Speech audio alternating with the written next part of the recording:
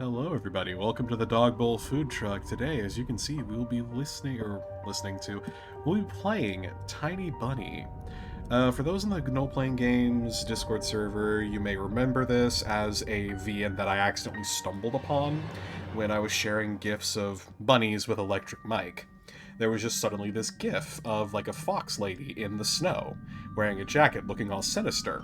And we then briefly had like a hour of digging, and we very quickly realized it was this. And the reason why a lot of people hadn't heard of this one is because it's not on itch.io. It might be, I haven't checked, but it's on Steam, and it's apparently very popular with Russian speakers, or whatever language this might be. But from what I can tell, it is a horror visual novel that might be based on Alice in Wonderland. Maybe, I don't know. All I know is that we can clearly see you're a tiny bunny. But once again, I am joined by Malsanz, if you would like to say hello.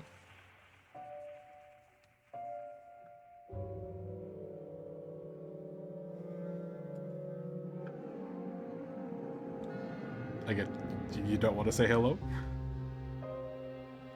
Oh my gosh, my microphone got muted. Oh my gosh.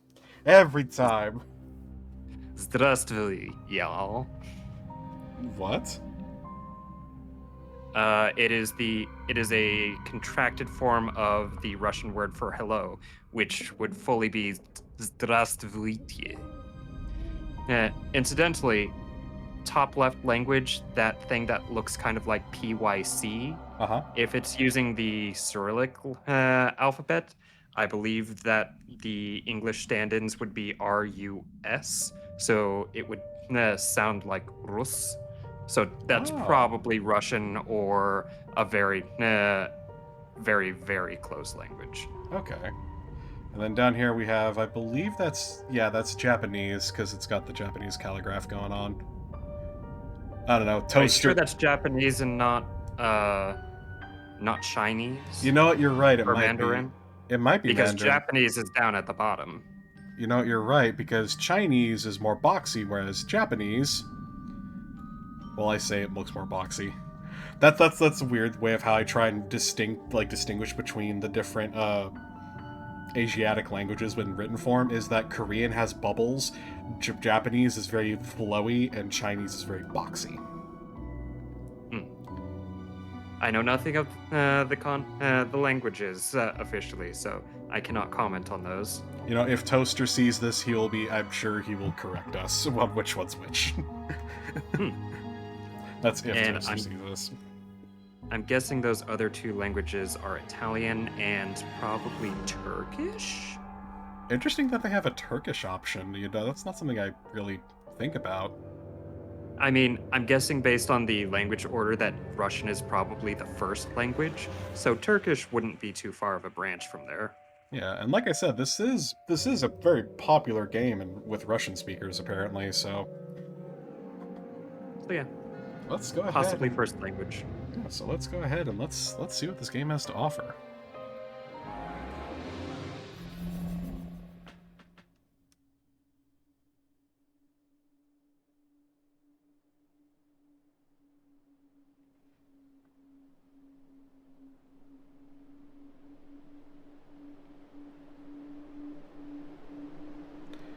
The wind clawed at my window all night long.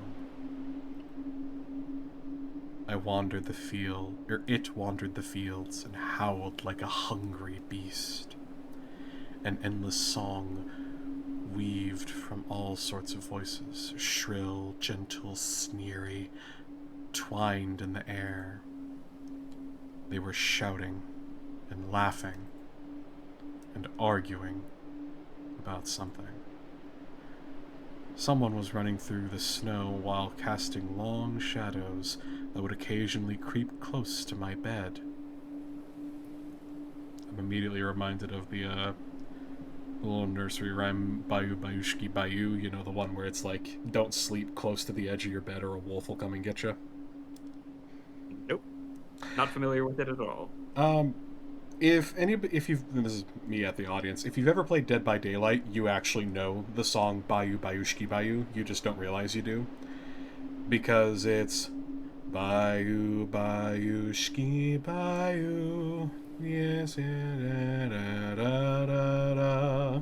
And anybody who's played Dead by Daylight just felt, their hair stand on end, because that is Huntress's lullaby that she hums to herself. But it is a Russian. I may swap saying Russian for Slavic, because that's more generalized, I believe. But it's a lullaby about don't like telling children don't sleep too close to the edge of your bed, or a wolf will come in and creep up and like snatch you out of your bed.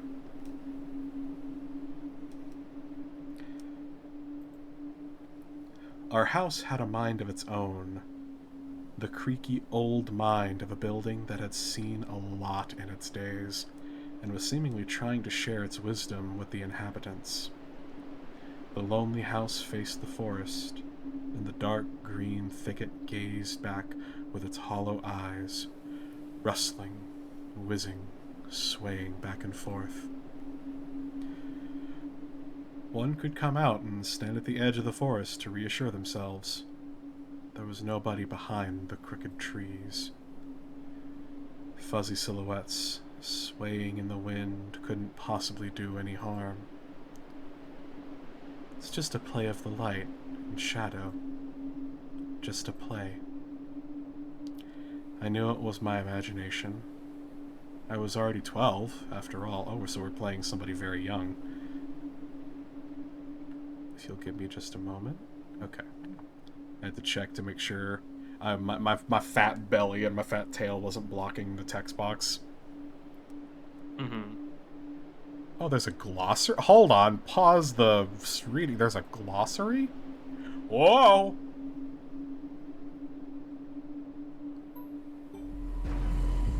Interesting that this is here.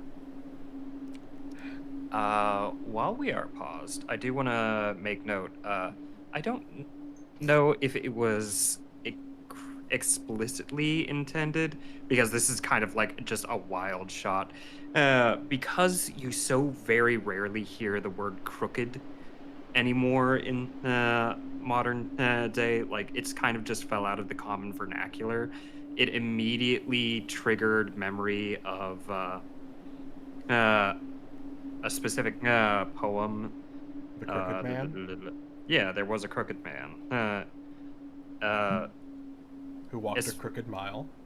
Yeah, especially because it was adapted into a film. Or I guess it's one of those like false documentaries that is about something that happened in real life, but it is explicitly a dramatization of such. Yeah. I don't think I watched that one. Yeah, it was I don't remember what the actual name of the movie is.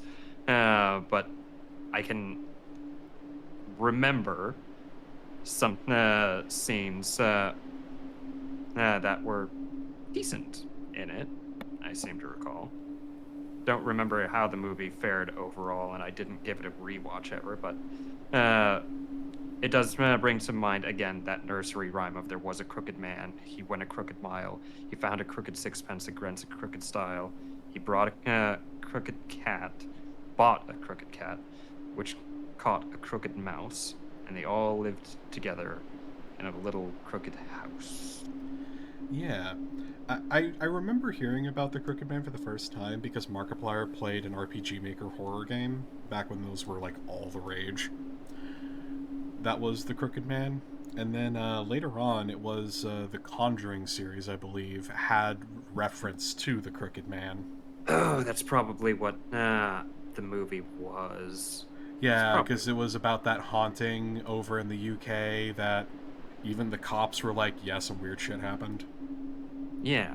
But yeah, I just wanted to bring it up because it is kind of in a weird way a word that is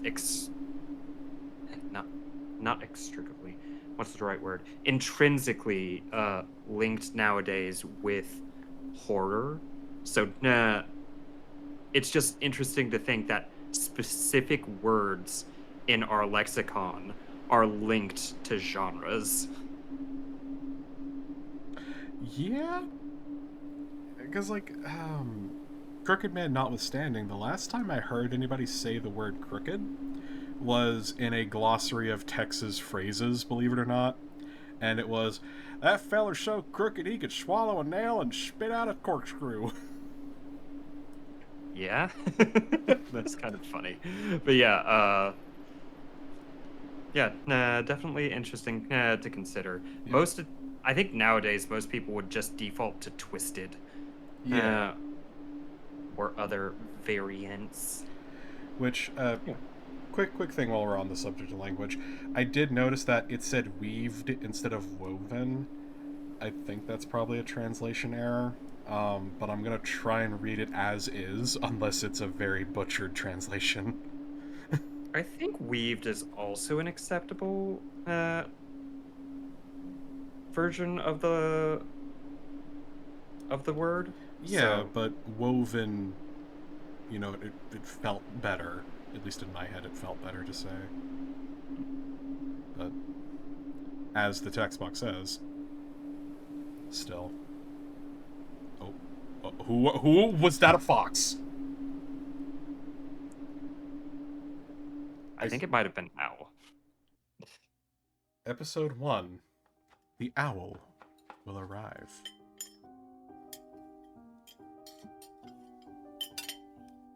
Oh, this is a lovely little CG. That Убери книгу немедленно. Voice acting? What? Voice acting, definitely not English first language. Yeah. Perfectly competent, though. Hey, put away your book. Сколько раз говорила, не читай за столом, вредно. Сидишь, сутулился весь. Is this... Okay, I'm not gonna... Is this whole thing voice acted? That would be impressive.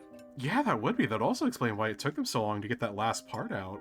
And why they're, like... Because, that's the thing I had to learn from you, Mals, and the other people, is that most visual novels are fucking free.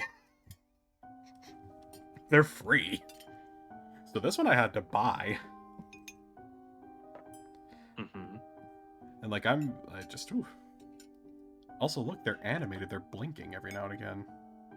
Oh. Honestly, seeing that little girl blinking and just holding the food in her mouth with her mouth open like that is starting to bother me. Okay. Because it's like, come on, close your mouth. Chew your food, you little brat.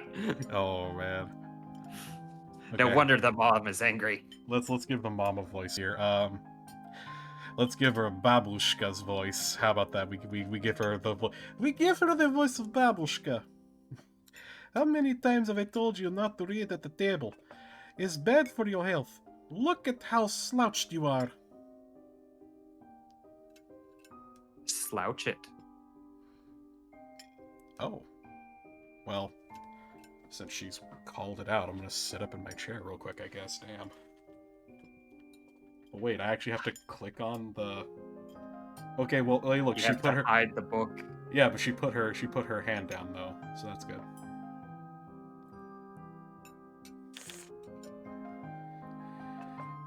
I didn't protest and put the book about Conan the Barbarian aside. Okay, I respect to you. I'll give you that one. And also for those that may be joining us for the first time, I do voices, and Mals has generously offered to lend his dulcet tones to voice as well. But when it comes... Oh, come on. Don't do that. Give us like a couple lines from Magic to Do. How about that? No, you don't want that? Maybe something else. Okay. If something pops up. I mean, it's either that one or Just Another Day or Chant. Those are the three that are ingrained in my head. Once again, for those that may not know, Miles has been showing me musicals, and he had me listen to Hades Town and Next to Normal, both of which are very good, and I kind of almost want to go see them like performed now. Like, that was cool. But what I was getting at is when it comes to the perspective character, anybody who's, you know, perspective we assume or adopt and uses the term I use my normal speaking voice for them, just so it's easier for me. Because I do have to kind of twist my mouth and my throat in some of these voices. Mm-hmm. I was stuck on a line I couldn't understand after reading it 3 times anyway. Olya had already finished her breakfast and was munching on some cookies. She was so enthusiastic she almost looked like your typical girl from the commercials. Oh, man. Пока не съешь, из-за стола не встанешь. You're not going anywhere until you finish all of it. I, on the other hand, was still trying to drill a hole in the plate with my eyes, as if it would make the porridge disappear. Hazy anxiousness welled up inside, all because of the previous sleepless night, the black forest around our house, and the gloomy wind. The longer I waited, the colder the lumpy white substance became. It looked like a jellyfish from the... How do I Cousteau? Cousteau? Cousteau? My best assumption. Yeah, I don't know what that is. Probably Cousteau, but yeah, that's speculation on my part. Yeah. I have never studied French or any of the neighboring languages. Yeah, me neither. Also, I like this window texture. I thought it might have been like wheat at first, like they're up against like a wheat field, but it's actually frost. That is such a beautiful amount of frost texture. Like, that must have taken a minute. Yeah, and like, can we just appreciate like everything that's going on in this picture? Like the mom's apron and like the little detail of the clasp on her necklace. Mm-hmm. Mm-hmm. Oh, like they got dinosaur magnets. Hell yeah, brother. Hell yeah. I like this main character even more. Certified, not a chunt. Well, gee, why do you assume it's not Olya's dragon magnets? But they're dinosaurs, so it's the boy. Wow. Wow. I wonder how horrifying the bottom of the ocean is. Or how cold the Black Forest is at night. That's very Lovecraftian thinking, my good sir. You should keep at that and then proceed to write a short story about how air conditioners terrify you. Oh no! The spoon fell out of my hand. Mom showered me with a cold glare from her green eyes. Что я говорила? What did they just say? Я достану. I'll get it. Oh, our character's name is Anton. I had 10 seconds to catch my breath before battling the nasty porridge once again. I felt around for the spoon. What is this? Carved on the other side of the table. Karina. Huh, that's my mom's name. Oh, I had something like this. We had a coffee table that my mom's grandfather made for her, and that thing survived like 5 different moves and like almost 25 years before finally giving up the ghost. I guess she carved it out with something pointy when she was little. She sure was a rascal, damaging the furniture like that. She would scold me for a week if I did something similar, though. Should I remind her about it? No. She's been in a bit of a bad mood lately. I imagined her being my age, sitting under this table. I wonder, was Mom afraid of the dark back then? Or the sounds coming from the attic? This kid has an intense, like, obsession with the dark already, we're seeing. Like he has very focused on how light plays. Because if we're presuming that the opening narration was him as well, of course, like there was a lot of discussion in the descriptions of light sources and shadows. So something to keep an eye on. Yeah. Yeah. It's a good foreshadowing tidbit. I like it. And the other thing is we're not sure what time period we're in yet, or exactly, like, we're going to assume this is Russia. We're going to assume. Okay. Like, you know, I feel like it's a fair assumption that this is Russia. It's a fair assumption. Fair assumption. Or at least somewhere Slavic or Baltic. Because they're talking... Well, hang on, they mentioned the Black Forest, though. Is it the Black Forest? Like, was it all proper nouns? I didn't see. I didn't see either, but I wouldn't be too surprised. Yeah. Because, I mean, if it's the Black Forest, isn't that in Germany? Yeah. Or does it stretch out into other regions? I don't know. I'm not sure how much the geopolitical borders are defined by the forest now. Yeah. Fun fact, I actually met somebody who was from Germany post World War II. She actually lived in East Berlin and her family managed to immigrate out.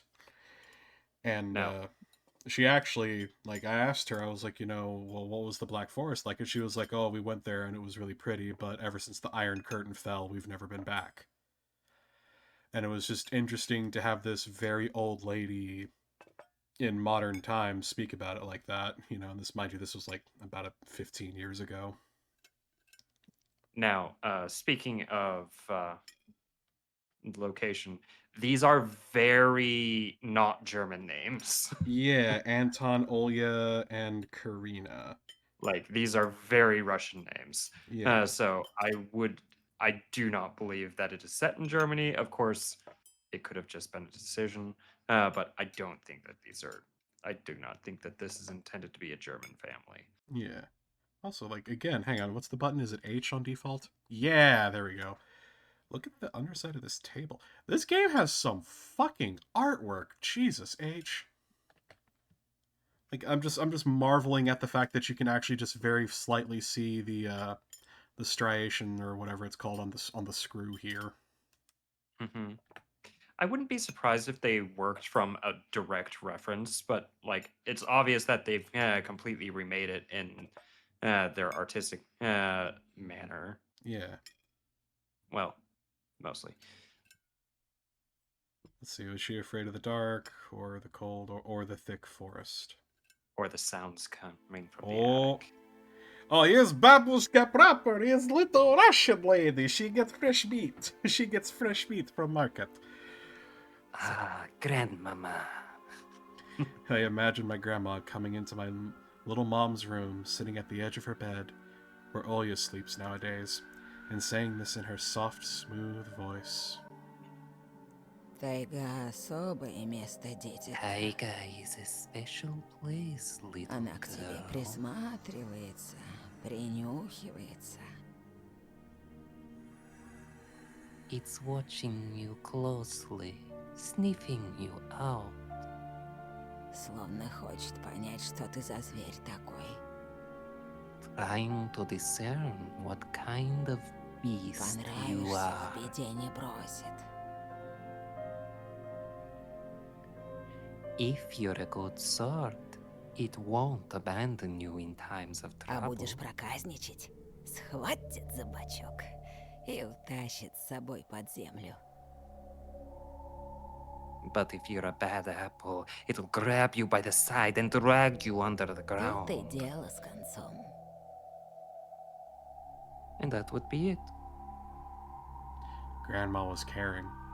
She never fought with anybody, never yelled, never swore.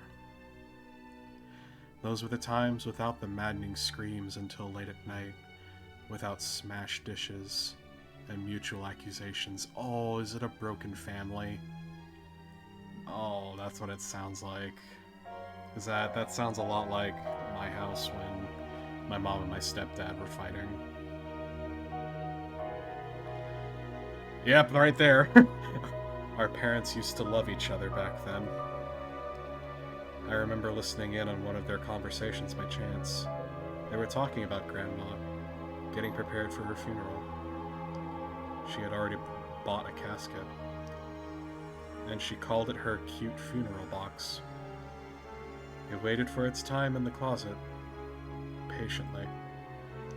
It was black, upholstered with meat-colored material on the inside. I saw it when my grandma was getting buried. The house didn't change since the time she was alive. Only all the photos were gone. Glass-covered pictures with gray faces of my ancestors. They all had a dead but watchful look in their eyes. I crawled out from under the table. Olya was done with her cookies and was looking at my share like a sly woodland critter. I turned my gaze toward the forest window. There were a lot of dark pines outside, but they didn't grab my attention. The pattern of frost formed a picture on the glass. Okay, so yeah, we're right. Оля, гляди, That's a лиса! fox! That's a fox!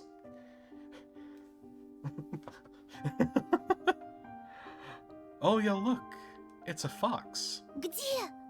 Where? It looked almost like those optical illusion thingies they put on the back of student notebooks. A mixture of lines at first glance, but if you blur your vision a little bit and look under a certain angle.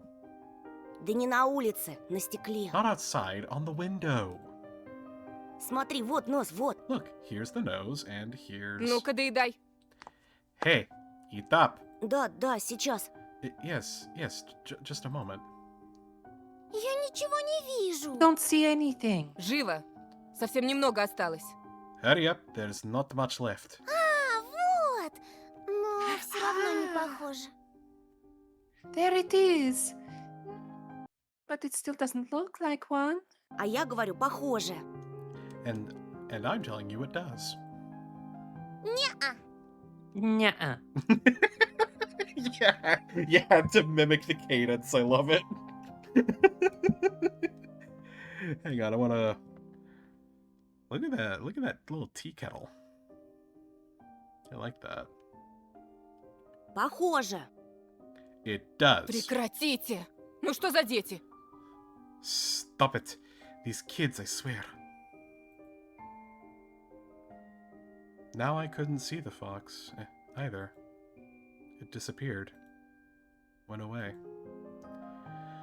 Only the frosty pattern similar to stretched out nettle leaves kept creeping up the glass.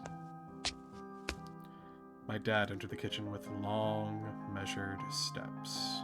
You got a belt buckle? He does not.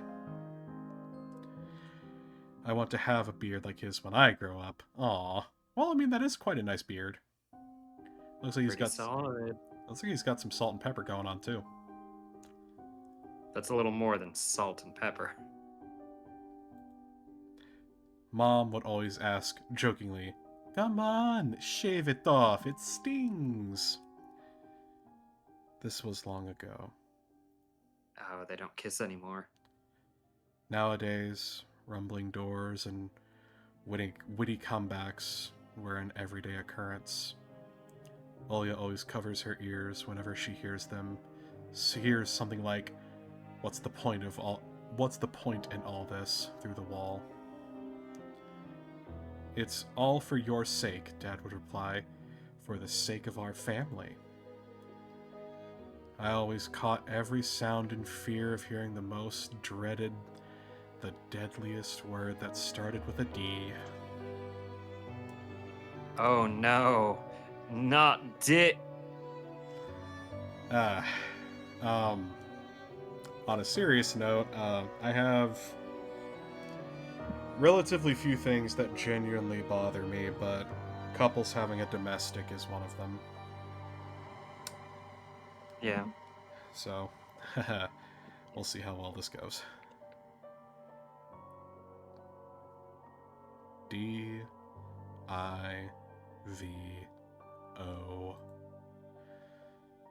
I don't even want to finish it. It was scary to imagine that me and my little sister could be torn apart and taken into two different Да families. что твоя лиса? Вот у меня на окне сова. Anyway, your fox is nothing. I have an owl on my window. Опять ты со своей совой. You and your owl talk again. Так ты же вчера мне верил. You said you believed me just yesterday. Никто ключи от машины не видел? Has anybody seen my car keys? Вроде оставлял на подоконнике. I remember leaving them on the windowsill. Вроде. Вроде оставлял, вроде нет.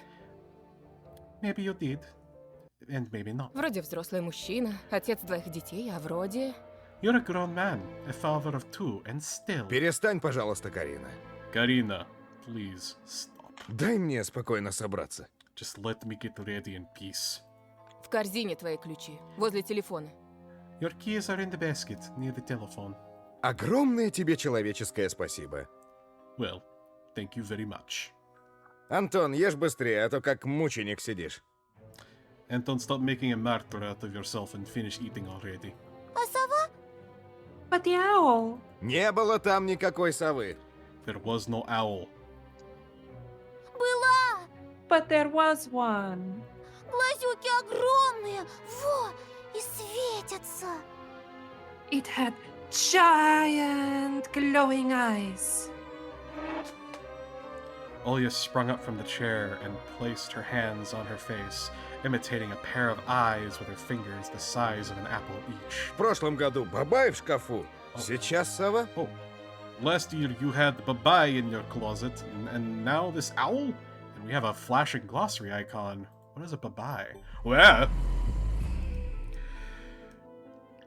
Babai. In Slavic folklore, a nocturnal spirit used by parents to threaten their ill-behaving children.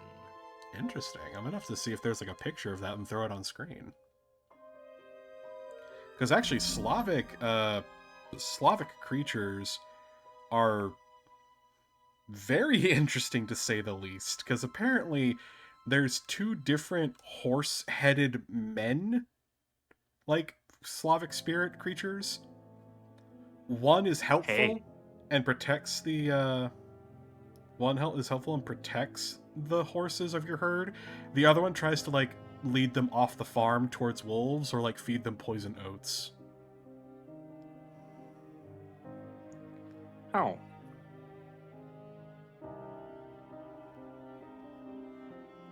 Но я же видела. But I saw it. Olya shifted her gaze back and forth from Dad to Mom to me, but couldn't find any support. А ты не думала подружиться с ней, нет? Have you thought about befriending it? Вымышленными мышами покормить, например? You know, like feeding it with imaginary mice. Не подначивай ребенка. Don't bully the girl. Просто мала еще. И спать одна боится.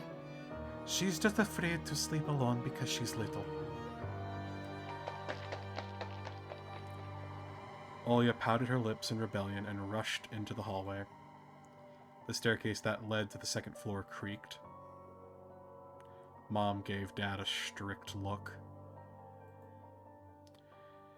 Oh, that look in her eyes. It's so uncomfortable to be pinned under it. Dad just snorted in reply and left her ringing with his keys the way he just found.